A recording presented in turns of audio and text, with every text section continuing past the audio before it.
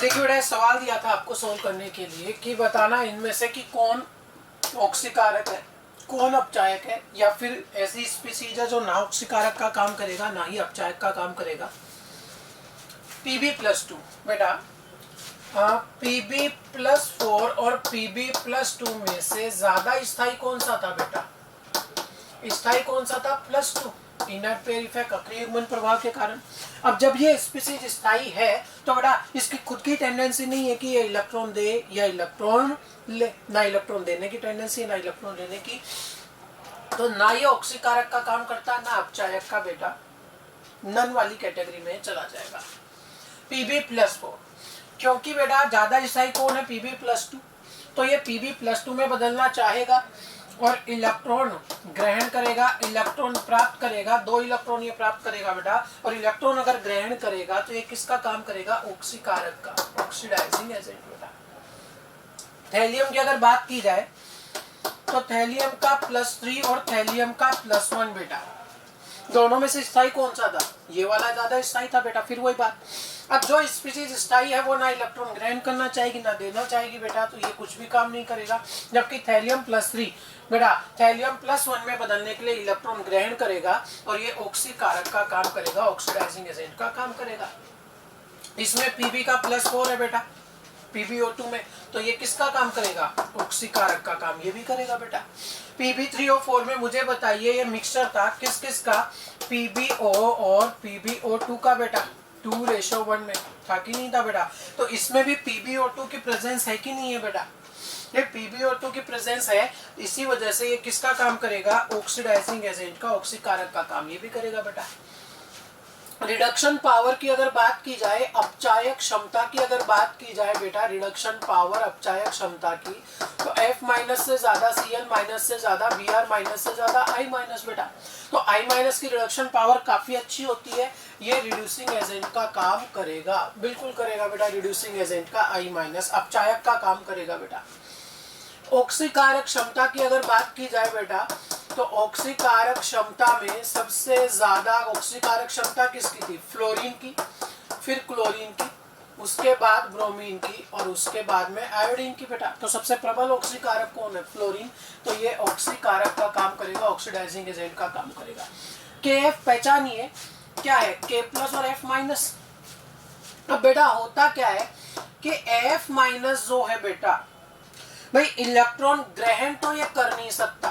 क्यों नहीं कर सकता भाई?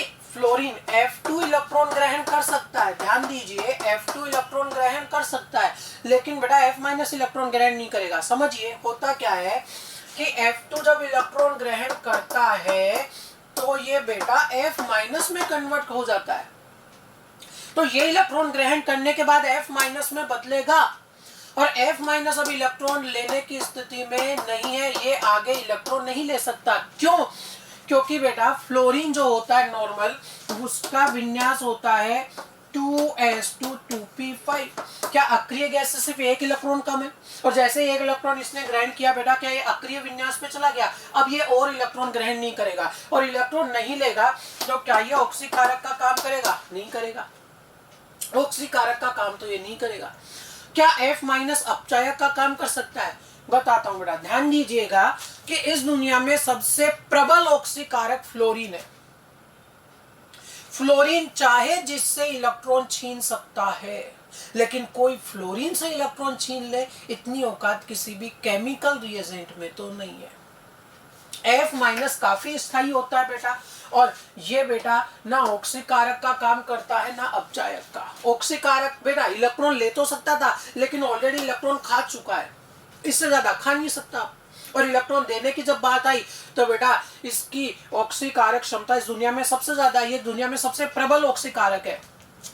ये किसी से भी इलेक्ट्रॉन छीन सकता है, किसी को इलेक्ट्रॉन देता नहीं है बेटा। ये कभी भी कोई भी केमिकल रिएजेंट इससे वापस इलेक्ट्रॉन प्राप्त नहीं कर सकता बेटा। ओजोन क्या करता है? ये बेटा डिकम्पोज होके नेसेंट ऑक्सीजन, नवजात ऑक्सीजन देता है, और नवजात ऑक्सीजन जो है बेटा, इस नवजात ऑक्सीजन के कारण इसकी ऑक्सीकारक प्रवृत्ति होती है। भाई ये डिकम्पोज होकर नवजात ऑक्सीजन देगा बेटा, और इसी नवजात ऑक्सीजन के कारण ये किसी दूसरी स्पीसीज का क्या करेगा, ऑक्सीकरण करेगा, तो ये ऑक्सीकारक का काम करता है। सोडियम, मुझे बताइए बेटा, एक मेटल है और मेटल का आईपी कम होता है, आसानी से एक इलेक्ट्रॉन ये रिलीज कर देगा बेटा, आसानी से एक इलेक्ट्रॉन देगा किसी दूसरी स्पीसीज को, तो ये किसका काम करेगा, रिड्यूसिंग एजेंट का काम करेगा। कौन, सोडियम बेटा। कंसंट्रेटेड H2SO4, इसमें बेटा सल्फर की ऑक्सीकरण अवस्था है +6, जो सल्फर की अधिकतम संभव ऑक्सीकरण अवस्था है। भाई सल्फर का विन्यास क्या रहेगा, NH2NP4 वाली कैटेगरी में होता है बेटा ये। तो इसके संयोजी कोष में 6 इलेक्ट्रॉन थे, 6 के 6 जा चुके, तभी तो +6 आया। अब बेटा इसकी टेंडेंसी है इलेक्ट्रॉन खाने की, इलेक्ट्रॉन खाने की। सल्फर अपनी सर्वाधिक ऑक्सीकरण अवस्था में है, और अगर कोई तत्व अपनी सर्वाधिक ऑक्सीकरण अवस्था में हो तो वो ऑक्सीकारक का काम करेगा, वो इलेक्ट्रॉन खाएगा। अरे भाई सर्वाधिक ऑक्सीकरण अवस्था में मतलब जितने इलेक्ट्रॉन दे सकता था दे चुका। अब इसके बेटा इलेक्ट्रॉन है ही नहीं इसके संयोजी कोष में, देगा कहां से, तो क्या करेगा, देगा नहीं तो क्या करेगा, खाएगा। तो बेटा खाने वाली स्थिति में आता है ये, और ये एक प्रबल ऑक्सीकारक की तरह काम करता है, ये एक ऑक्सीडाइजिंग एजेंट का काम करता है बेटा। एक और सवाल दिया था आपको कि इनमें से कौन सी स्पीसीज एग्जिस्ट करेंगी और कौन सी स्पीसीज जो है वो एग्जिस्ट नहीं करेंगी बेटा। पहला है PbCl2, Pb+2 स्थायी अवस्था में है, कोई दिक्कत नहीं, ये एग्जिस्ट करता है। PbI4 ये एग्जिस्ट नहीं करता, नॉन एग्जिस्ट में आएगा बेटा। क्यों, क्योंकि Pb+4 को I- बेटा अपचयित करके Pb+2 में कन्वर्ट कर देगा। Pb+4 को I- अपचयित करके किस में कन्वर्ट करेगा, Pb+2 में। तो ओवरऑल बेटा ये नॉन एग्जिस्टिंग स्पीसीज होगी, ये स्पीसीज एग्जिस्ट नहीं करेगी। थैलियम भी अगर +3 अवस्था का है बेटा, तो फिर वही थैलियम +3 और +1 में से स्टेबल कौन था बेटा, +1 ज्यादा स्टेबल था, और I- आसानी से इलेक्ट्रॉन दे भी देता है, अपचायक होता है अच्छा बेटा, तो ये इसको +1 में कन्वर्ट करेगा। यानी TlI3 कौन सी अवस्था का, +3 अवस्था का, ये भी बेटा कैसा होगा, नॉन एग्जिस्टिंग होगा, ये भी एग्जिस्ट नहीं करेगा इस दुनिया में, थैलियम +3 अवस्था में। यहां सोल्व करूं, कॉपर का ऑक्सीकरण मैंने X माना, एक आयोडीन का -1 होता है, 4 का -4 बेटा, ओवरऑल चार्ज है -2, तो X बराबर आया +2, यानी कॉपर की कौन सी ऑक्सीकरण अवस्था है, +2। अरे समझाया था, याद करो बेटा, थैलियम +3 हो या Pb+4 हो, Bi+5 हो, आयरन +3 हो या कॉपर +2 हो, इन सबको I- अपचयित करता है, किस किस में, thallium +1, Pb+2, Bi+3, Fe+2, copper +1।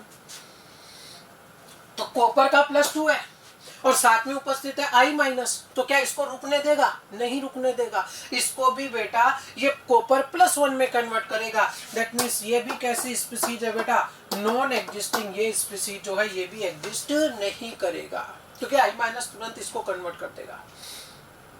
Bismuth के लिए बेटा +3 ज्यादा स्थायी होता है माना, लेकिन F- जो है वो इसको इलेक्ट्रॉन देता नहीं है बेटा, एक्चुअली F- की अपचायक क्षमता होती नहीं है, तो ये एग्जिस्ट करता है। बिस्मिथ में बेटा वास्तव में सिर्फ फ्लोराइड ही उसकी +5 ऑक्सीकरण अवस्था में एग्जिस्ट करता है। BiI5 हुआ, या फिर बिस्मिथ का पेंटाक्लोराइड हुआ, या बिस्मिथ का पेंटाब्रोमाइड हुआ, ये एग्जिस्ट नहीं कर पाएंगे। फ्लोरीन बेटा एग्जिस्ट कर सकता है, इसको +5 अवस्था में रख सकता है बिस्मिथ को। उसके 2 कारण है, क्योंकि एक तो फ्लोरीन की विद्युत ज्यादा है, वो बेटा इसको प्लस अवस्था में आसानी से रख पाएगा, और साथ में फ्लोरीन का आकार भी छोटा है बेटा, ठीक है। BiCl3 ये एग्जिस्ट करेगा कि नहीं करेगा, बिल्कुल करेगा बेटा, बिस्मिथ की +3 तो स्थायी अवस्था होती है, कोई दिक्कत नहीं है। Fe का +3 वो भी I- के साथ, ध्यान दीजिए, ऐसा नहीं है कि इस दुनिया में Fe+3 होता ही नहीं है, पर Fe+3 I- के साथ ये नॉन एग्जिस्टिंग में आ जाएगा बेटा। क्यों, क्योंकि Fe+3 है और I- है, और I- उसे किस में कन्वर्ट कर देता है, Fe+2 में कन्वर्ट कर देता है बेटा, इसलिए Fe का +3 जो है वो एग्जिस्ट नहीं करेगा। NCl5 एग्जिस्ट करेगा क्या बेटा? देखो नाइट्रोजन की +5 ऑक्सीकरण अवस्था तो हो सकती है, बात दिक्कत उसमें नहीं है। दिक्कत क्या है कि नाइट्रोजन जो है वो दूसरे आवर्त का तत्व है, सेकंड पीरियड का बेटा, दूसरे आवर्त का तत्व है, और दूसरे आवर्त के किसी भी तत्व की 4 से ज्यादा संयोजकता संभव नहीं है, इसलिए ये एग्जिस्ट नहीं करेगा, ये एग्जिस्ट नहीं करेगा बेटा। इम्प्रॉपर कोवेलेंसी, इम्प्रॉपर कोवेलेंसी बेटा, असामान्य सह संयोजकता। अरे नाइट्रोजन दूसरे आवर्त का तत्व है और दूसरे आवर्त की तत्व की बेटा संयोजकता 4 से ज्यादा कभी भी संभव नहीं होती। ऑक्सीकरण अवस्था से कोई समस्या नहीं थी इसके अंदर, नाइट्रोजन +5 हो सकता है, कोई दिक्कत नहीं, लेकिन NCl5 अगर आप बनाओगे वो नाइट्रोजन की कितनी संयोजकता प्राप्त होगी? 5, और नाइट्रोजन की बेटा 5 संयोजकता संभव नहीं है, कोई भी दूसरे आवर्त के तत्व के लिए 4 से ज्यादा संयोजकता हो ही नहीं सकती। N2O5 बेटा ये किस में चला गया? नॉन एग्जिस्टिंग में। कुल मिलाकर ये किस में चला गया बेटा? नॉन एग्जिस्टिंग में, ठीक है। N2O5 एग्जिस्ट करेगा कि नहीं करेगा बेटा? ये एग्जिस्ट करता है। कुछ बच्चों को ये डाउट रहता है, उन्हें ये लगता है कि N2O5 इसमें भी नाइट्रोजन की संयोजकता 5 है। अरे नहीं है, देखो इधर बेटा, N2O5 की कैटेगरी कुछ ऐसी होती है। अब गिनो इसमें संयोजकता कितनी है बेटा इसकी, गिनो 1 2 3 4, 4 ही तो इसकी संयोजकता। माना कि ऑक्सीकरण 5 है, लेकिन बेटा संयोजकता कितनी है? संयोजकता तो 4 ही है बेटा। तो ये एग्जिस्ट करेगा कि नहीं करेगा? बिल्कुल करेगा। इसमें नाइट्रोजन की ऑक्सीकरण अवस्था +5 है, लेकिन संयोजकता 4 है। नाइट्रोजन की अवस्था +5 तो स्थायी होती है, कोई दिक्कत ही नहीं है बेटा। ध्यान दीजिए, ऑक्सीकरण अवस्था अलग बात, संयोजकता अलग बात। यहाँ पर बेटा नाइट्रोजन की संयोजकता कितनी है? 4, ऑक्सीकरण अवस्था कितनी है? +5। बोरोन दूसरे आवर्त का तत्व, और दूसरे आवर्त के तत्व की बेटा 4 से ज्यादा संयोजकता दे रखी है, कैसा होगा? नॉन एग्जिस्ट, इसका अस्तित्व नहीं होगा, नॉन एग्जिस्ट बेटा। ऑलरेडी समझा चुका हूं कि डी कक्षकों का असंकुचन, संकुचन नहीं हो पा रहा। फास्फोरस जो है बेटा संयोजकता 5 तक जा सकता है, कोई दिक्कत नहीं उसकी संयोजकता को लेके, लेकिन बेटा बात ये कि अगर उसका पड़ोसी हाइड्रोजन है तो हाइड्रोजन जो है बेटा क्या करेगा? पढ़ा चुका हूं बेटा आपको कि भाई अगर कोई भी केंद्रीय परमाणु जो है बेटा sp के साथ d का भी भाग लेना चाहता है, भाई sp और d कक्षकों का अगर भाग लेना चाहता है वो संकरण में, तो बेटा उसकी जरूरत होती है कि वो उसका जो परिपार्श्विक परमाणु है, सराउंडिंग एटम है, वो अधिक विद्युत ऋणी हो, मोर इलेक्ट्रोनेगेटिव हो, ये जरूरी होता है। अगर परिपार्श्विक परमाणु अधिक विद्युत ऋणी होगा तो इससे इलेक्ट्रॉन छीन लेगा, इस पर प्लस आएगा, और प्लस आएगा तब ये बेटा डी कक्षकों को भाग लेवाएगा इसमें। लेकिन अभी तो डी कक्षकों को भाग लेने की कंडीशन में लाएगा क्या? बिल्कुल नहीं लाएगा बेटा। तो ये भी नॉन एग्जिस्टिंग है। ट्रिक बताई थी आपको एक, क्या कि अगर संकरण निकालो, संकरण में अगर डी की मांग करे और परिपार्श्विक में हाइड्रोजन हो तो वो इस दुनिया में फिर एग्जिस्ट नहीं करेगा। दोनों शर्त जरूरी है कि संकरण में डी की मांग करे और परिपार्श्विक में हाइड्रोजन हो तो वो एग्जिस्ट नहीं करता बेटा। PbF4 एग्जिस्ट करेगा कि नहीं करेगा? बोलो बेटा कि भाई Pb का +4 है, Pb का ज्यादा स्थायी कौन होता है? +2 होता है। तो क्या ये +2 में जाना चाहता है? बिल्कुल जाना चाहता है, लेकिन तब जाएगा जब कोई इसको इलेक्ट्रॉन दे। I- इसको इलेक्ट्रॉन दे के बेटा +2 में बदल देता है, ये एग्जिस्ट नहीं करता, लेकिन ये एग्जिस्ट करता है। क्यों करता है? क्योंकि F- ने इसको इलेक्ट्रॉन देने से मना कर दिया, ये इलेक्ट्रॉन दे ही नहीं रहा इसको।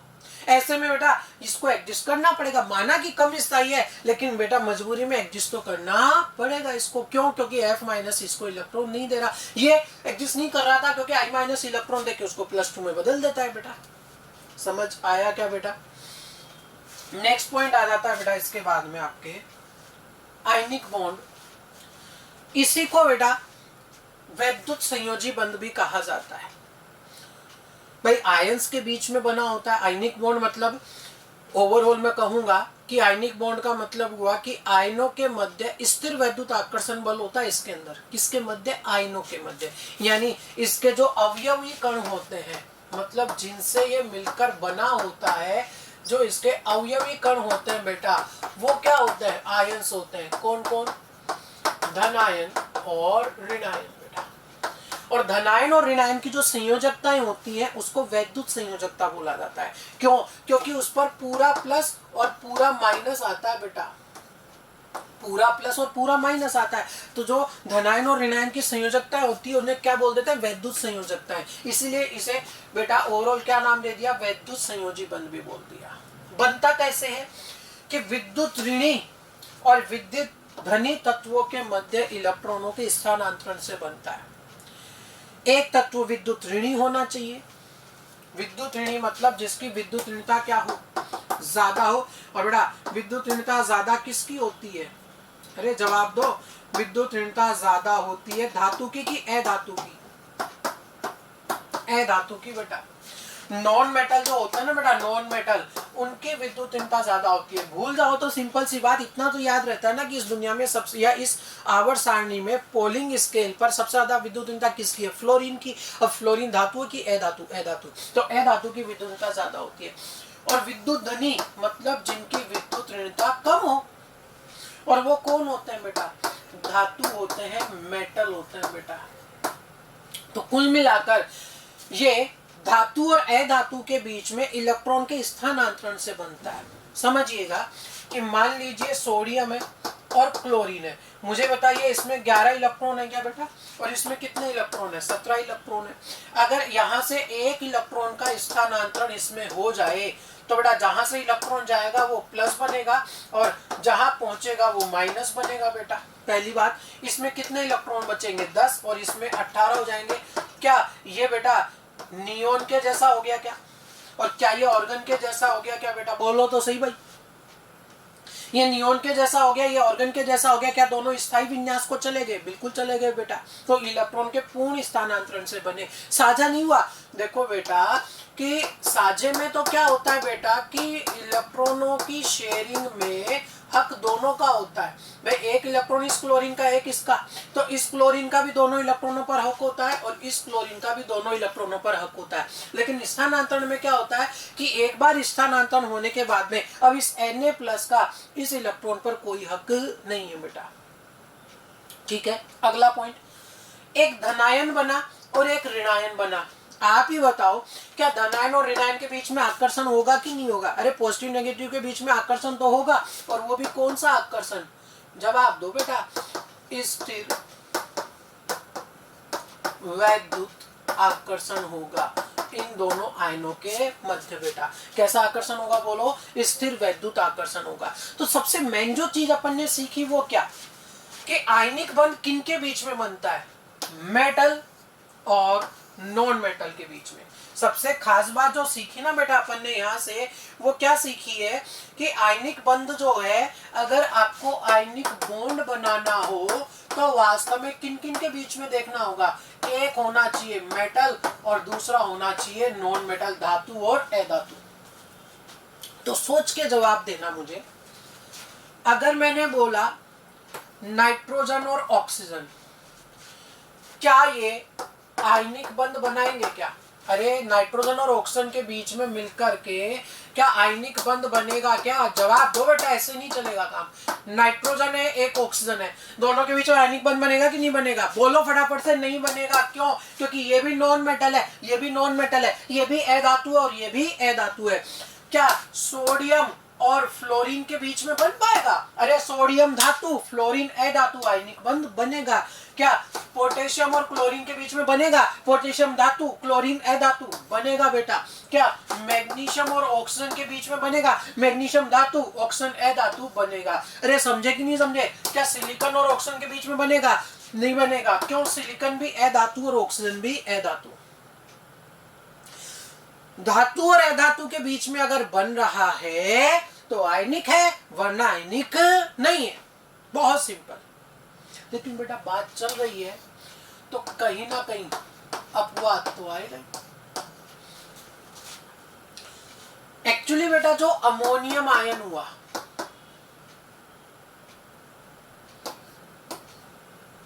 या फिर मैं कहूं PH4 आयन प्लस, ये जो आयन है ये एक तरह से बेटा बहुत सारे एटम से मिलकर चिपके हुए हैं और ये पूरे के पूरे complete ion, complete positive charge की फॉर्म में एग्जिस्ट करते हैं, कंप्लीट पॉजिटिव चार्ज की फॉर्म में।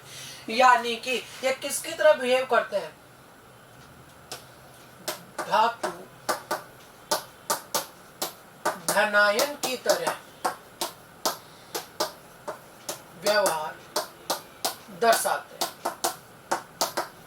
मैं माना कि अधातु है, नाइट्रोजन भी अधातु, हाइड्रोजन भी अधातु बेटा, लेकिन एक्सेप्शन है बेटा, एक्सेप्शनल केस है कि NH4 प्लस और PH4 प्लस बेटा इतने सारे एटम, 5-5 एटम इसमें मिल जाते हैं और एक पूरे धनायन की भांति ये व्यवहार प्रदर्शित करते हैं। मैं ये समझाना चाह रहा हूं कि NH4Cl जो है इसमें आयनिक बॉन्ड है या नहीं है।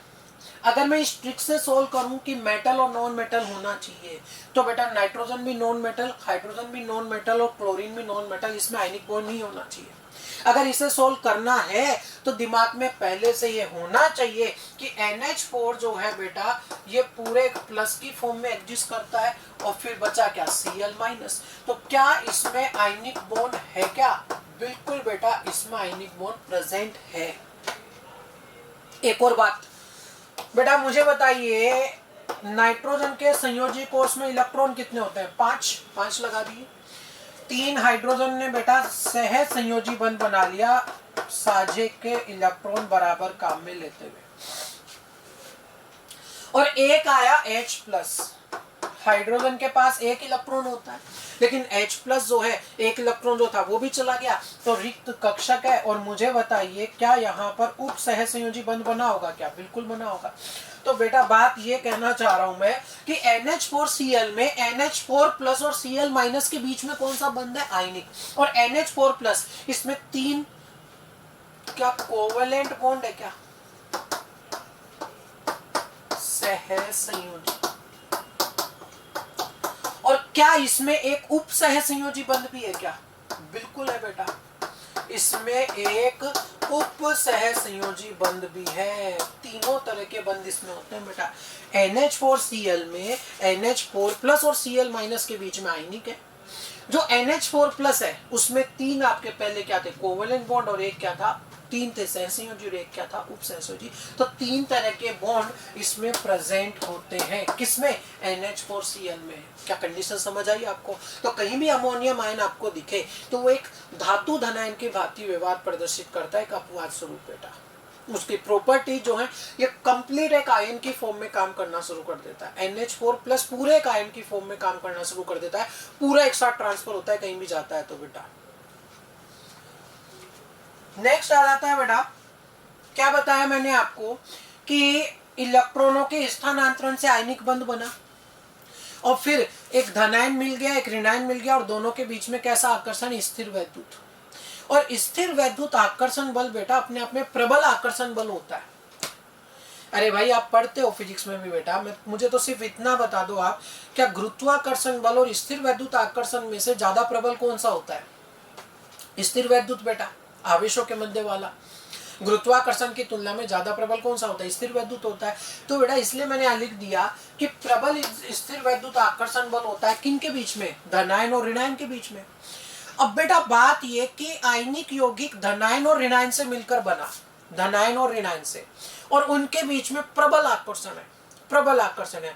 और आप अच्छे से जानते हो कि अवयवों के बीच में जिनसे मिलकर बना हुआ है उनके बीच में अगर प्रबल आकर्षण हो तो स्पीशीज कैसी होगी?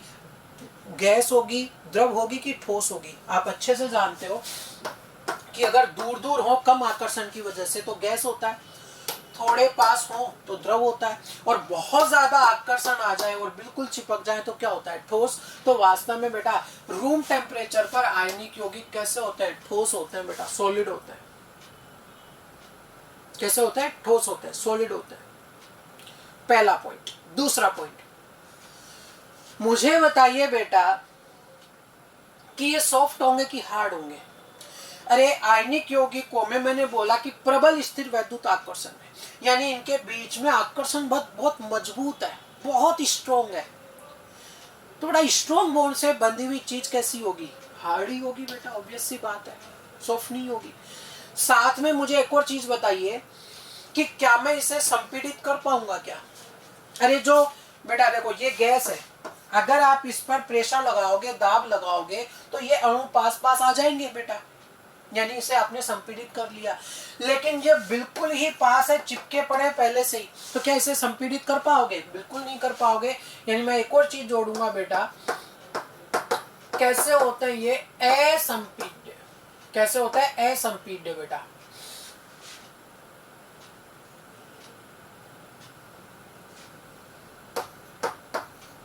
कौन? सॉलिड असंपीड्य होता है। अगला पॉइंट, कुछ भी मत रटो, समझो। मेल्टिंग पॉइंट ज्यादा क्यों लिखा है मैंने? क्या बताया कि आयनों के मध्य स्थिर वैद्युत आकर्षण बल से चिपके पड़े हैं। अब होता क्या है, मेल्टिंग पॉइंट में क्या करना होता है कि स्पीसीज को दूर दूर करना होता है। मान लीजिए NaCl का ठोस है, तो क्या होगा, Na plus Cl minus Na plus Cl minus Cl minus Na plus Cl minus Na plus Cl minus Na plus Cl minus, ये आयनिक ठोस है मान लीजिए। अगर आपको इसको बेटा मेल्ट करना है, गलित अवस्था में लेके आना है, मेल्टिंग पॉइंट मतलब गलनांक बेटा, ठीक है ना, गलित अवस्था में लाना है, तो करना क्या होगा कि NaCl की जो इकाइयां हैं इन्हें दूर करना पड़ेगा। आसानी से दूर होंगे कि नहीं? नहीं बेटा, क्यों? क्योंकि इनके बीच का आकर्षण क्या है, स्थिर वैद्युत, और वो दुर्बल है कि प्रबल है? प्रबल है बेटा, प्रबल आकर्षण है। अगर बेटा इनके बीच में प्रबल आकर्षण है तो ये आसानी से दूर नहीं होंगे, और आसानी से दूर नहीं होंगे तो टेम्परेचर ज्यादा देना पड़ेगा, दैट मींस इनका मेल्टिंग पॉइंट क्या होगा, ज्यादा। तो ये लिखा मैंने कि प्रबल स्थिर वैद्युत आकर्षण होने के कारण रूम टेम्परेचर पे सॉलिड होते हैं, हार्ड होते हैं, मेल्टिंग पॉइंट ज्यादा होता है और असंपीड्य होता है बेटा। अगला पॉइंट, आयनिक बंध अदिशात्मक होते हैं, कोई फिक्स डायरेक्शन नहीं होती। अरे बेटा केटायन है, कोई भी केटायन पड़ा हुआ है, तो Cl माइनस इधर हो इधर हो इधर हो, कहीं से भी तो आके चिपक सकता है ना बेटा, कोई फिक्स डायरेक्शन में आके थोड़ी चिपकेगा। जबकि बेटा बात ये कि जो सह संयोजी बंध होते हैं ना बेटा, वो दिशात्मक होते हैं, उसमें मर्जी नहीं है कि शायद इधर से आके चिपक गया। अगर बेटा इलेक्ट्रॉन की लोब इधर है तो दूसरी भी इलेक्ट्रॉन लोब इधर आएगी तभी चिपक पाएगी बेटा, फिक्स डायरेक्शन में ही चिपकेगा बेटा उसके अंदर, उसमें ऐसे मर्जी नहीं होती कि कहीं से भी आके चिपक गया। तो बात ये कि आयनिक बंध जो होते हैं वो अदिशात्मक होते हैं, इसी वजह से बेटा वो समावयवता प्रदर्शित नहीं करते। जबकि आपने सह संयोजी यौगिक में बेटा हमेशा समावयवता पढ़ी है, पढ़ते हो आप बेटा, आपने कभी पढ़ी है NaCl में समावयवता पढ़ी हो आपने, या मैग्नीशियम ऑक्साइड में समावयवता आ गई हो? नहीं होती ना बेटा।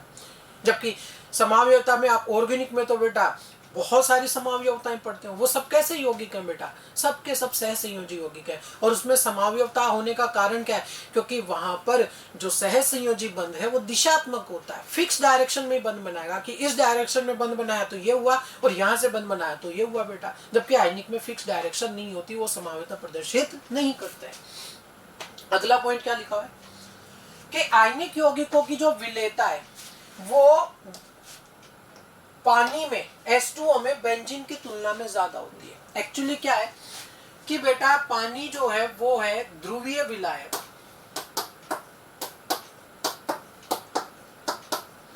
क्यों है? क्योंकि इसका द्विध्रुव आघूर्ण 0 नहीं होता। जबकि बेंजीन जो है बेटा ये कैसा विलायक है, अध्रुवीय। कैसा विलायक है बेटा बेंजीन? अध्रुवीय विलायक है। कौन? बेंजीन अध्रुवीय विलायक है, क्योंकि इसका डाइपोल मोमेंट होता है 0। तो बेटा एक नाम आपने सुना होगा, एक चीज आपने सुनी होगी कि ध्रुवीय विलायक ध्रुवीय स्पीसीज को डिसोल्व करता है और अध्रुवीय विलायक अध्रुवीय स्पीसीज को डिसोल्व करता है। अब अगर आयनिक यौगिक है तो तय है कि इसमें बेटा धनायन और ऋणायन तो होंगे ही होंगे,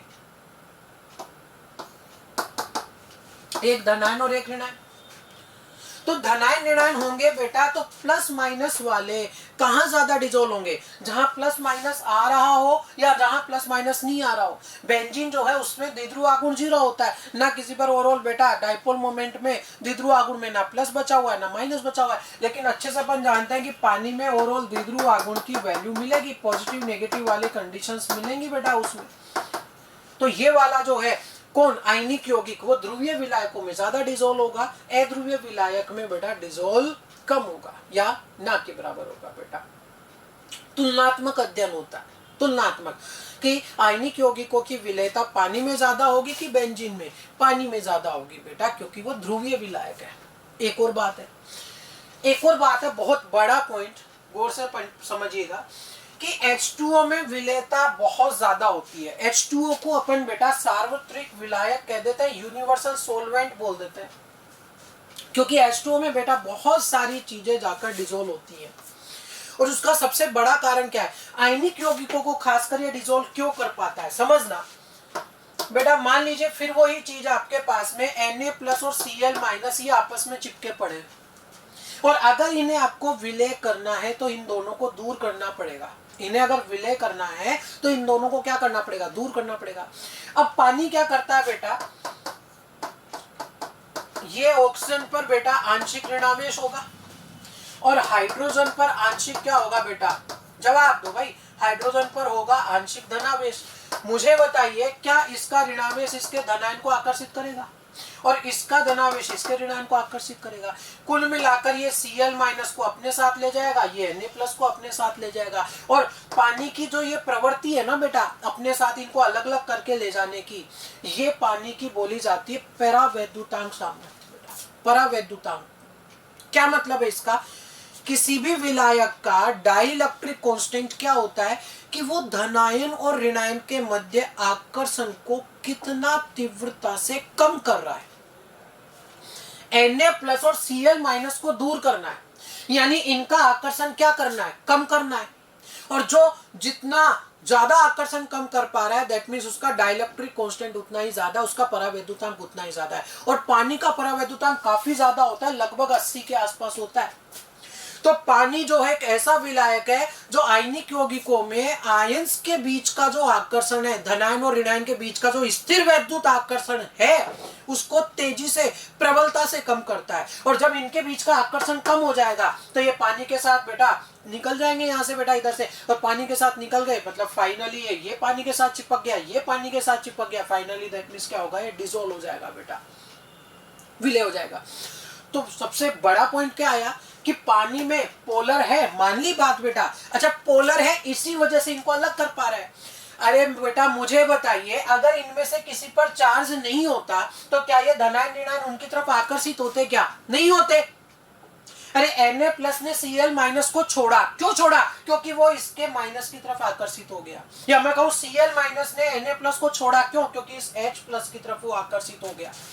तो कहीं ना कहीं ध्रुवीयता तो चाहिए थी ना बेटा, इसको प्लस और माइनस तो चाहिए थे बेटा इसको आकर्षित होने के लिए।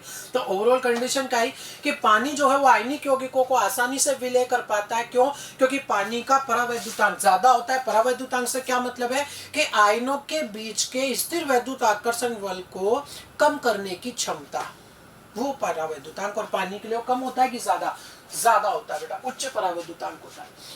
क्लियर है यहाँ तक की बातें बेटा, कोई समस्या इसमें, जवाब दो बेटा, नहीं है।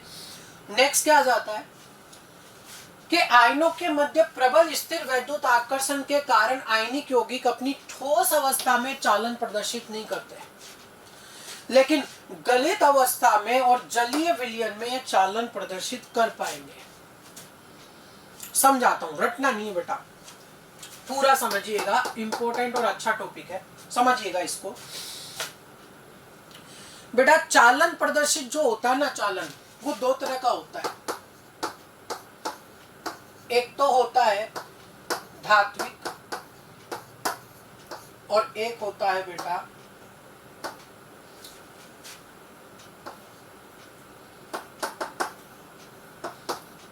इलेक्ट्रोलाइटिक,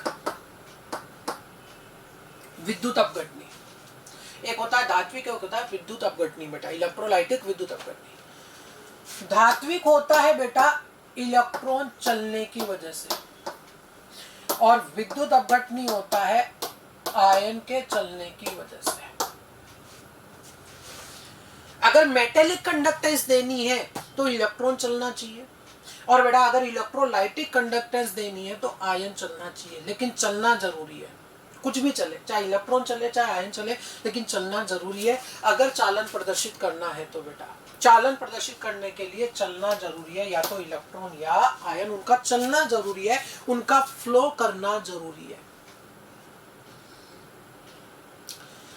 अब बात यह आती है बेटा, आराम से आप खुद सोच के बता दीजिएगा, एक ठोस है, एक द्रव है और एक गैस है। इनमें से फ्लो कौन करता है, चलता कौन है? द्रव और गैस ये फ्लो करते हैं, जिसे अपन तरल बोल देते हैं बेटा। और यहां पर ये ठोस अवस्था में इनके अवयवी कण चलते नहीं। सिंपल प्रैक्टिकल उदाहरण पे चले जाओ। आपने बेटा घर में नमक लिया NaCl, ठीक है, ठोस अवस्था में होता है, किचन में मिल जाएगा। आप उसे बेटा जमीन पे डाल दो। जमीन पे डालने के बाद क्या वो नमक अपने आप आगे चलता है क्या? नहीं चलता ना, क्योंकि उसमें अवयवी कण फ्लो करते ही नहीं है। लेकिन अगर आपने नमक को पानी में डाला और उसका बेटा सॉल्यूशन बना लिया, अब पानी आप डालो, डालने के बाद क्या वो जमीन पे धीरे धीरे फ्लो करता रहेगा? चलता है बेटा, फ्लो करता है। और गैसेस स्पीसीज अगर आ जाए तब तो फ्लो करेगा ही करेगा बेटा। कुल मिलाकर अगर द्रव अवस्था में आ गया, चाहे आपने पानी में मिला के द्रव लाया हो, चाहे आप उसको गर्म करके द्रव बना दो। अरे NaCl ठोस है, गर्म करके मेल्ट करके, अरे गलनांक बिंदु पर तरल अवस्था में आएगा कि नहीं आएगा? गलित अवस्था में। तो कोई भी द्रव अगर है चलेगा, गैस है चलेगा, ठोस है नहीं चलेगा। और यहां चलना जरूरी है बेटा। अरे आई क्या बात समझ में? अब देखो, एक एक स्पीसीज में लेके चलता हूं और कंडक्टेंस आपको एक्सप्लेन करता हूं। ये दो बेसिक पॉइंट है। सबसे पहला है बेटा, इसमें मैं आयनिक को ही एक्सप्लेन कर देता हूं कि आयनिक यौगिक अगर है, आयनिक यौगिक, इसका मतलब आयन प्रेजेंट है। आयनिक यौगिक दैट मीन्स उसमें आयन तो है, आयन है। इसमें से एक शर्त है, कौन सी? ये वाली, आयन है। अब अगर आयन है और वो चलने लगे तो कंडक्टेंस देंगे। अगर आयन है और चलने लगे तो कंडक्टेंस देंगे। तो आयन तो है। अब इसकी तीन अवस्थाएं, ठोस अवस्था, गलित अवस्था और एक्वस मीडियम मतलब जलीय अवस्था। अब बेटा ठोस अवस्था है, आप अच्छे से मैं 3 बार चिल्ला चिल्ला के बता चुका आपको कि ठोस अवस्था में बेटा आयंस का फ्लो नहीं होगा, अवयवी कणों का फ्लो नहीं होगा। क्यों? क्योंकि उसमें आकर्षण बल ज्यादा है। भाई गैस से ज्यादा आकर्षण द्रव में होता है और द्रव से ज्यादा आकर्षण किस में होता है? ठोस में। तो बेटा आकर्षण यहां पर क्या है? अवयवों के मध्य ज्यादा है, तो आयन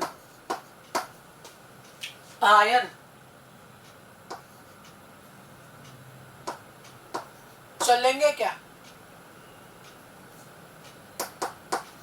अरे आयन चलेंगे कि नहीं चलेंगे? जवाब दो। आयन चलेंगे कि नहीं चलेंगे? आयन नहीं चलेंगे। और अगर चलेंगे नहीं, अगर आयन चलेंगे नहीं, तो क्या ये अपनी ठोस अवस्था में कंडक्शन दे पाएगा?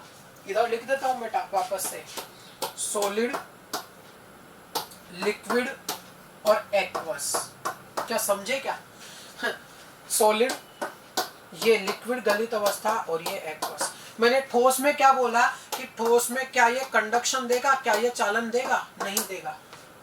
क्यों नहीं देगा? क्या इसमें आयन नहीं है? है, पर चल नहीं पा रहे, फ्लो नहीं कर पा रहे। अरे आपके पैर हैं, आप चल सकते हो, लेकिन दोनों पैरों के बीच में बहुत ज्यादा आकर्षण हो जाए और वो चिपक जाए आपस में, तो चल पाओगे क्या? नहीं चल पाओगे। तो क्या पैर नहीं रहे? पैर तो है, पर क्या हुआ? दोनों पैरों के बीच में आकर्षण ज्यादा हो गया।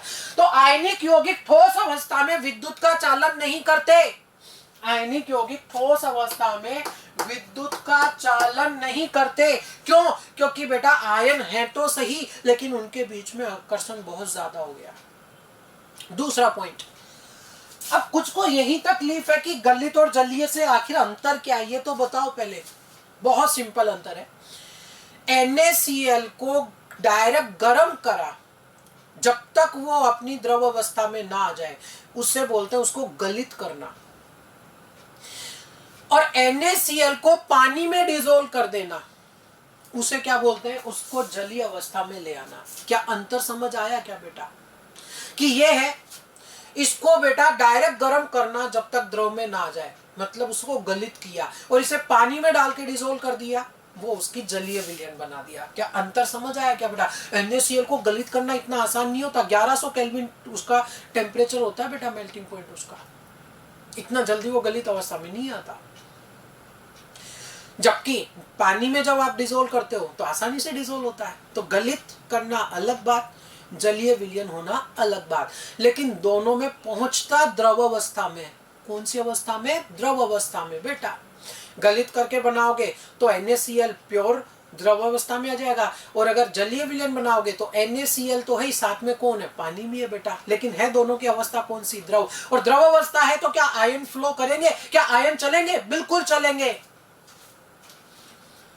यहां पर तुलनात्मक रूप से बेटा आकर्षण क्या हो गया? कम। किन के बीच में? आयनों के बीच में। तो क्या यहां आयन चलेंगे? क्या चलेंगे? और आयन चलेंगे तो क्या चालन प्रदर्शित करेंगे? बिल्कुल करेंगे, बिल्कुल करेंगे। यही तो ऊपर लिखा है कि आयनिक यौगिक ठोस अवस्था में चालन नहीं करते, क्योंकि आयनों के मध्य आकर्षण बल ज्यादा हो गया। लेकिन अगर आपने उसको गलित अवस्था में लाए, टेम्परेचर बढ़ाया, तो बेटा आयन दूर दूर हो गए, उनके बीच का आकर्षण कम हो गया, चलने लगे। और अगर आपने उनका जलीय विलयन बनाया तो पानी ने उनको अलग अलग कर दिया बेटा, और वो आयन चलने लग गए, और चलेंगे तो चालन प्रदर्शित करेंगे। अरे समझे क्या बेटा? आयनिक यौगिक अगर है तो ठोस अवस्था में चालन नहीं करेगा, क्योंकि उसमें आयनों के बीच में आकर्षण बल बढ़ गया। लेकिन अगर उसको गलित अवस्था में ले आए या जलीय अवस्था में ले आए तो वो चालन प्रदर्शित करेगा। क्या ये क्लियर है बेटा आप लोगों को? बोलो भैया। ये तो बात थी किसकी? आयनिक की। देखते जाओ। एक आ जाता है बेटा धात्विक यौगिक। पहली बात तो कि बनेगा कैसे? मेटल का मेटल के साथ। अब वो दोनों मेटल एक जैसी भी हो सकती है और दोनों मेटल अलग भी हो सकती है। धात्विक यौगिक ऐसा होता है। धात्विक यौगिक बेटा किसी भी अवस्था में चालन करता है। क्यों? क्योंकि इसमें इलेक्ट्रॉन्स का फ्लो होता है। आयन की बात नहीं है इसमें। इसमें किसका फ्लो होता है? इलेक्ट्रॉन्स का। होता क्या है कि धात्विक जो यौगिक जो होता है ना बेटा, उसमें अलग थ्योरी लगती है। कौन सी? बैंड थ्योरी बेटा। बैंड थ्योरी क्या बोलती है कि आपके पास में दो बैंड है। एक है बेटा कौन सा? संयोजी, और एक होता है चालन बैंड। ठीक है बेटा। और धात्विक में क्या होता है कि संयोजी बैंड और चालन बैंड आपस में, इनके बीच के अंतराल या तो ना के बराबर होता है, या बेटा आपस में अतिव्यापित हो जाते हैं। ऐसी स्थिति में क्या होगा कि जो इसके संयोजी कोष के इलेक्ट्रॉन है धातुओं में, धातुओं का आईपी कम होता है बेटा, संयोजी कोष के इलेक्ट्रॉन आसानी से चालन बैंड में चले जाते हैं। और चालन बैंड में चले जाएंगे तो नाम में ही आ रहा है ना बेटा, चालन बैंड, वहां पर चालन वो प्रदर्शित करते हैं। धात्विक यौगिक अगर है तो चाहे ठोस अवस्था हो चाहे गलित अवस्था हो बेटा, वो चालन प्रदर्शित करेंगे ही करेंगे। किसके फ्लो के कारण? इलेक्ट्रॉन के फ्लो के कारण। क्यों? क्योंकि वहां संयोजी बैंड और चालन बैंड में ऊर्जा अंतराल कम होता है। इलेक्ट्रॉन संयोजी बैंड से आसानी से चालन बैंड में ट्रांसफर हो जाते हैं बेटा। नेक्स्ट आ जाता है कौन सा बेटा?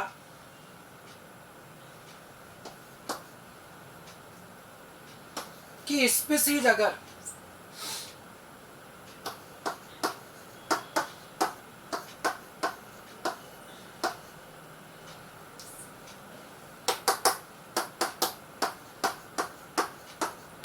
सह संयोजित ठोस की अगर बात कर जाए, जिसके कुछ फिक्स उदाहरण है, SiO2 है क्वार्ज अवस्था में, ठीक है, डायमंड है हीरा, ग्रेफाइट है, सिलिकॉन कार्बाइड है, AlN है। ये फिक्स एग्जांपल है, ध्यान रखने आपको सहसंयोजी ठोस में। इनमें क्या होता है, इनमें बेटा सहसंयोजी बंध का जाल बना होता है पूरी दूरी तक, सहसंयोजी बंधों का जाल बना हुआ होता है इसके अंदर बेटा, और ये कभी भी चालन प्रदर्शित नहीं करते, कोई सी भी अवस्था में आ जाए। इनको तो बेटा गलित अवस्था में लाना मजाक नहीं होता, बहुत ज्यादा मेल्टिंग पॉइंट होता है इनका, बहुत ज्यादा मेल्टिंग पॉइंट होता है। SiO2 मिट्टी, SiO2 मिट्टी एक तरह से बेटा, क्या नॉर्मली मेल्ट हो जाती है? क्या नहीं होती बेटा, और ये चालन प्रदर्शित नहीं करते, पर अपवाद तो है। क्या? ग्रेफाइट बेटा, ग्रेफाइट में क्या होता है कि बेटा ऐसी लेयर बनी होती है, एक लेयर, ठीक है, ये AlN पहले लिख लेना बेटा आप लोग, ठीक है भाई, और ये एक और लेयर, इस तरह से आपको बनाने की जरूरत नहीं, सिर्फ नाम ही काफी है। इसमें बेटा होता क्या है कि इन लेयर्स के बीच में कुल मिलाकर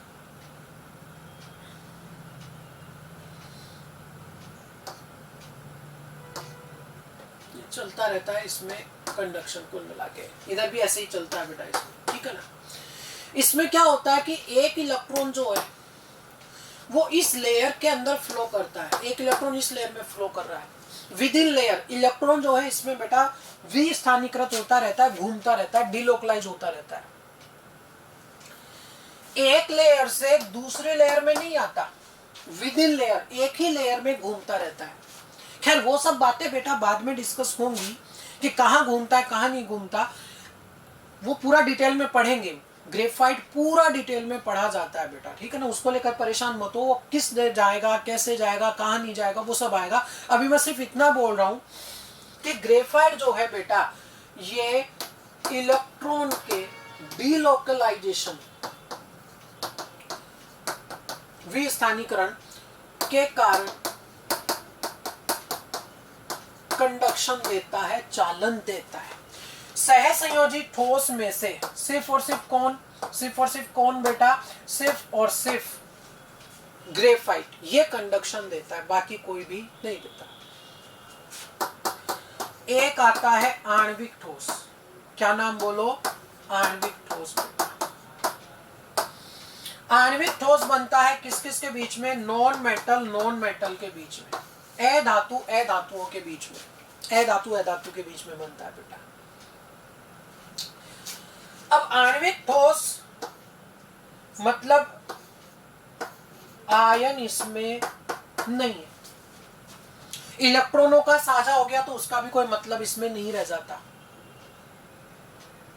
ठीक है बेटा। अब कुछ सोचेंगे कि भाई आप आयनिक में आयन की वजह से क्यों करवा रहे हो, इलेक्ट्रॉन की वजह से क्यों नहीं करवा रहे। कारण है समझना कि जैसे मैं उदाहरण लूं NaCl, धातु और अधातु एक आयनिक यौगिक है, और एक इलेक्ट्रॉन का स्थानांतरण होने के बाद क्या दोनों का स्थायी विन्यास आ चुका था।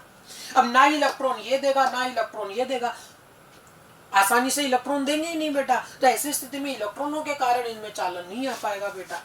ऐसे ही यहाँ पर भी बेटा इलेक्ट्रॉनों के कारण चालन इसमें भी नहीं आएगा, इसमें भी नहीं आएगा, हालांकि इसमें एक अपवाद है बस ग्रेफाइट, और कोई नहीं है। आयन इसमें होंगे नहीं बेटा, इलेक्ट्रॉनों का वैसे कोई कंडीशन है नहीं। तो बात क्या आती है, अगर आप इसकी ठोस अवस्था या गलित अवस्था की बात करो, ठोस व गलित अवस्था, उनमें आयन नहीं होते और इलेक्ट्रॉन भी सहसंयोजी बंध में बंधे होते हैं, आसानी से फ्री नहीं होंगे, तो ये चालन प्रदर्शित नहीं करते। कौन सी अवस्था में, ठोस में और गलित में। लेकिन अगर द्रव अवस्था है या मैं कहूं जलीय विलयन है, आयन बनेंगे, बनेंगे आयन बनेंगे और बनने के बाद ये चालन प्रदर्शित करेंगे। रटना नहीं है, समझाऊंगा बेटा, मत डरो। उदाहरण लिया मैंने HCl ठोस, हाइड्रोजन भी ए धातु, क्लोरीन भी ए धातु, नॉन मेटल नॉन मेटल।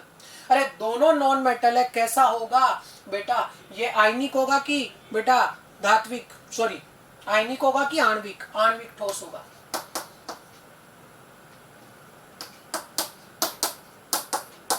आणविक ठोस अवस्था है। अच्छा बेटा साथ में मुझे बताइए, इन दोनों के बीच में जो बंध है वहां क्या इलेक्ट्रॉनों का साझा हो चुका? तो क्या यहाँ आयंस है? क्या नहीं है बेटा, क्योंकि इस पर आंशिक धनावेश आंशिक ऋणावेश। क्यों? क्योंकि क्लोरीन की विद्युतता ज्यादा है, पूरा प्लस माइनस नहीं आता, आयंस भी नहीं है इसके अंदर बेटा। जब आप इसे HCl की मेल्ट अवस्था में ले आओ, गलित अवस्था में, तो अभी सिमिलर कंडीशन रहती है, आयंस उसमें भी नहीं है। लेकिन अगर आपने HCl एक्वस ले लिया तो क्या होगा कि HCl है, ठीक है बेटा, और एक आपके पास में पानी।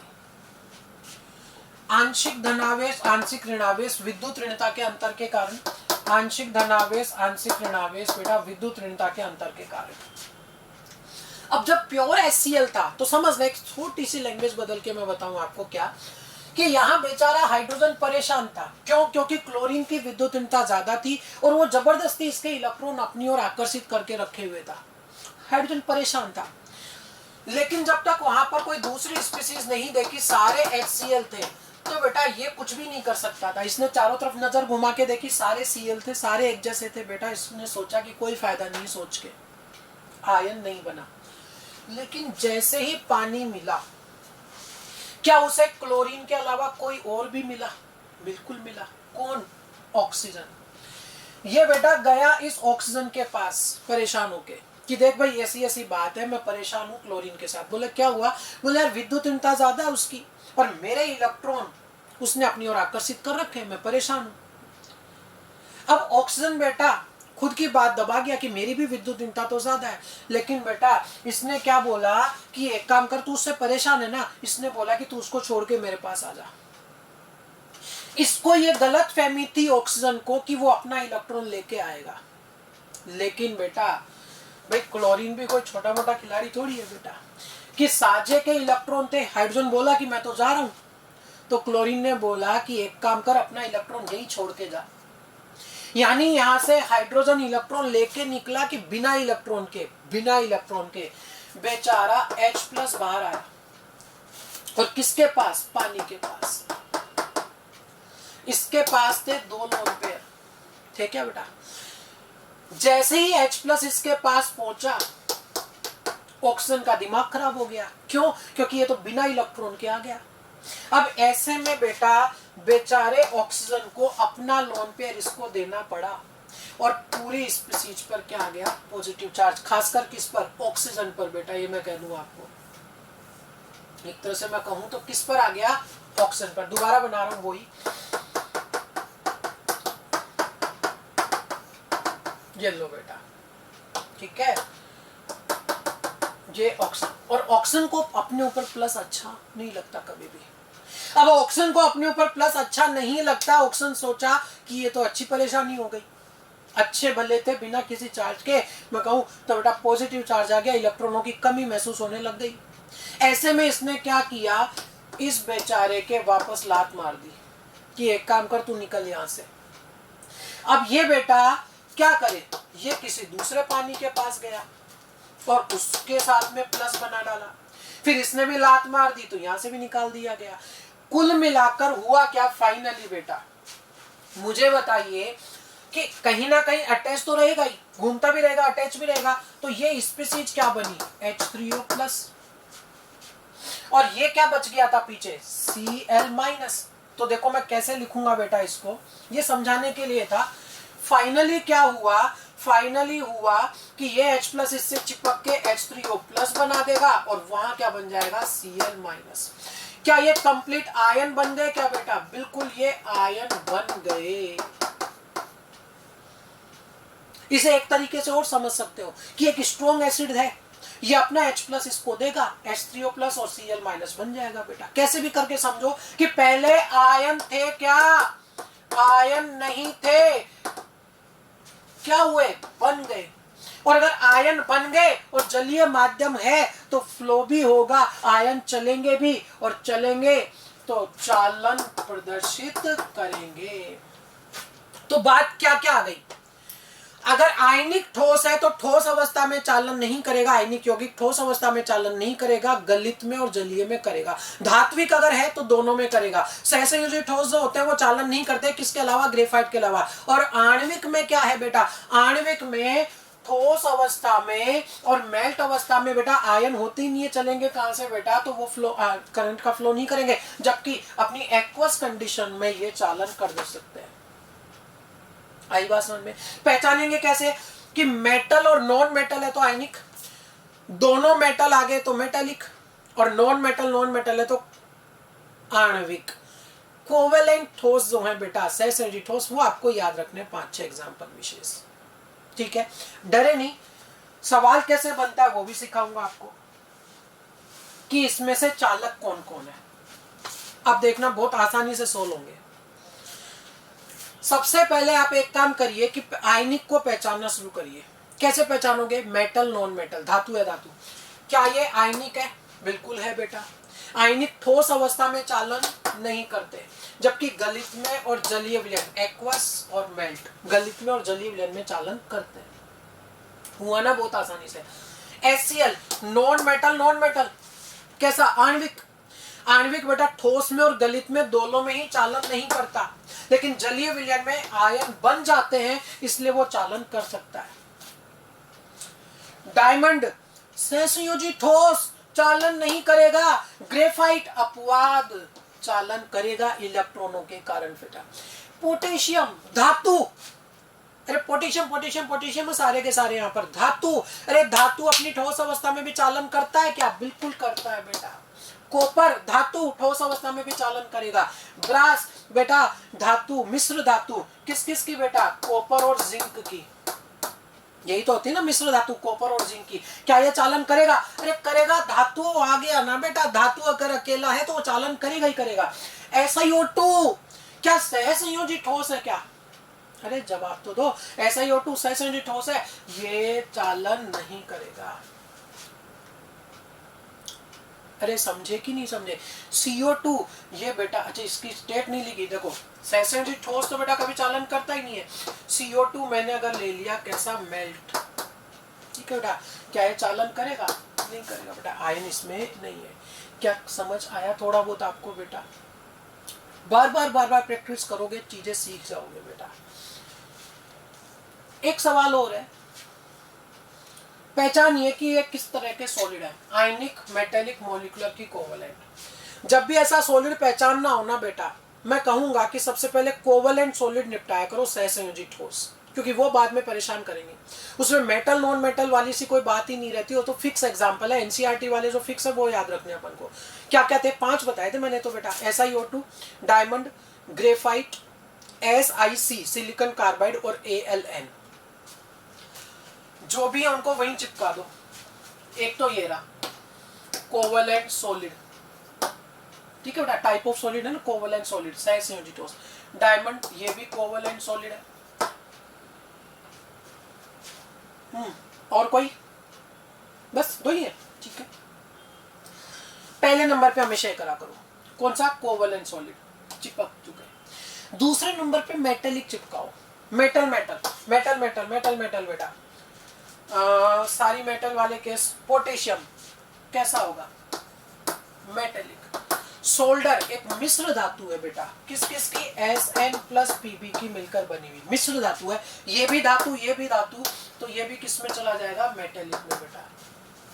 ब्रास कॉपर प्लस जिंक, धातु धातु, ये भी किस में चला गया? मेटेलिक में। उसके बाद आप देखो क्या? आयनिक, मेटल नॉन मेटल, कैसा होगा? आयनिक। मेटल नॉन मेटल आयनिक, दोनों ही नॉन मेटल है, दोनों ही नॉन मेटल है, दोनों ही नॉन मेटल है। इसमें भी नॉन मेटल, फ्लोरीन में भी कार्बन कार्बन होते हैं सारे। Metal non metal ionic, non metal non metal, metal non metal ionic. आई बात समझ में? CO2 बेटा कार्बन भी है धातु, ऑक्सीजन भी है धातु, किस में चला गया? मॉलिक्यूलर। SO2 है धातु, molecular. Iodine iodine molecular. Fluorine carbon carbon बेटा ये भी मॉलिक्यूलर। और HCl है धातु मॉलिक्यूलर। CCl है धातु ये भी मॉलिक्यूलर। अरे समझे क्या बेटा? बहुत सिंपल है, मैं कह रहा हूं ना आपको, एक बार पहचानना सीख गए ना उसके बाद कभी गलत नहीं होगा। देखो सबसे पहले कोवेलेंट सॉलिड पहचानो, 5 ही तो नाम बताए ना, SiO2 क्वार्ट्ज फॉर्म का बेटा, diamond, graphite, silicon carbide SiC और Al। उसमें से ग्रेफाइट कंडक्शन देता है, बाकी नहीं देते हैं। मेटेलिक प्योर मेटल होनी चाहिए, या तो मतलब मेटल ही होनी चाहिए, या तो एक जैसी या अलग अलग, और वो हमेशा कंडक्शन देती है। तीसरा आ गया आयनिक, मेटल नॉन मेटल जो सॉलिड में कंडक्शन नहीं देता और मेल्ट में और एक्वस में देता है। फिर क्या बच गया? मॉलिक्यूलर, और मॉलिक्यूलर वाले में नॉन मेटल है और वो सिर्फ एक्वस में कंडक्शन देते हैं। सिर्फ कौन सी पेज में बेटा? एक्वस में वो कंडक्शन देते हैं। क्लियर है यहाँ तक बेटा? एक सवाल और है आपके पास में, किसमें युग्म की दोनों ही स्पीशीज चालकता प्रदर्शित करेंगी? एक एक स्टेप सोल्व करते हैं। मेटल नॉन मेटल कैसा है? आयनिक। और आयनिक सॉलिड में कंडक्शन नहीं देता, एक्वस और मेल्ट, ये एक्वस लिखा हुआ है AQ जलीय विलयन, ये कंडक्शन देगा। डायमंड कोवेलेंट सॉलिड कंडक्शन नहीं देता। मेटल नॉन मेटल आयनिक और एक्वस है तो कंडक्शन देगा। ग्रेफाइट माना कि कोवेलेंट सॉलिड है, सहसंयोजी ठोस है, लेकिन ये इलेक्ट्रॉन के विस्थानीकरण से बेटा चालन प्रदर्शित करता है। यहाँ ये भी कंडक्शन दे रहा है, ये भी कंडक्शन दे रहा है। इसमें सवाल यही तो पूछा कि दोनों ही कंडक्शन देने वाले होने चाहिए, ये हो गया आंसर। आगे भी देखते हैं। मेटल नॉन मेटल कैसा है? आयनिक, लेकिन कैसी अवस्था? ठोस, कंडक्शन नहीं देगा। क्या ये कंडक्शन देगा? बिल्कुल, क्योंकि मेटेलिक है बेटा। मेटेलिक तो ठोस में भी कंडक्शन दे सकते हैं इलेक्ट्रॉन के फ्लो के कारण, पर दोनों नहीं आए ना। अच्छा, डायमंड कंडक्शन नहीं देता, ग्रेफाइट देता है, पर इसमें भी दोनों नहीं आए। इसने वो पूछा कि जिसमें दोनों ही स्पीशीज कंडक्शन दे सके बेटा, तो आंसर कौन सा चला जाएगा आपका? सेकंड इसमें आंसर चला जाएगा। क्या ये क्लियर है बेटा आप लोगों को? जवाब दो भाई।